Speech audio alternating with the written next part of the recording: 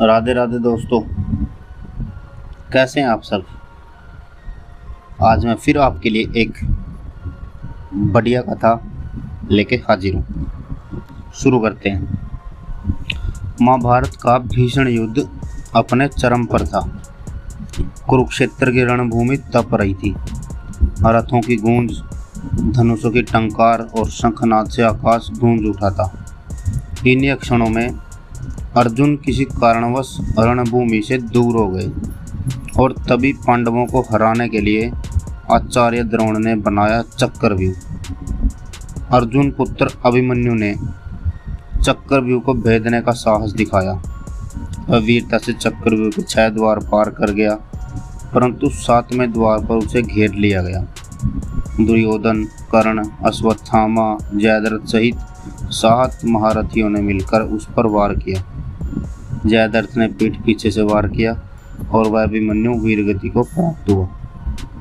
जब अर्जुन को अपने पुत्र की मृत्यु का समाचार मिला तो उसका हृदय जल उठा।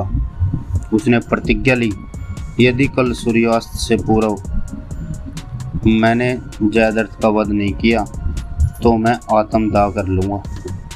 यह सुनकर जयद्रथ भयभीत हो गया और दुर्योधन के पास गया। दुर्योधन बोला, चिंता मत करो मित्र, समस्त कौरव सेना तुम्हारा रक्षा करेगी।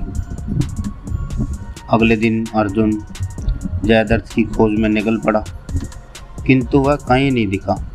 समय बीतता गया, सूर्यास्त निकट आने लगा।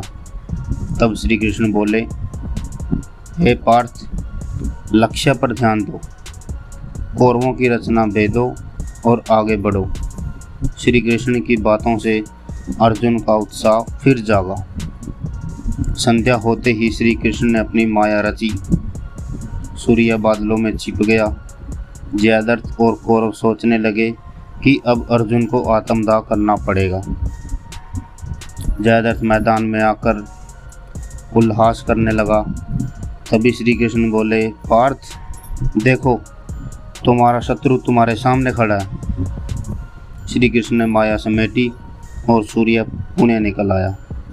अर्जुन ने बिना देर किए गांडीव उठाया। जयद्रथ का अंत अब निश्चित था।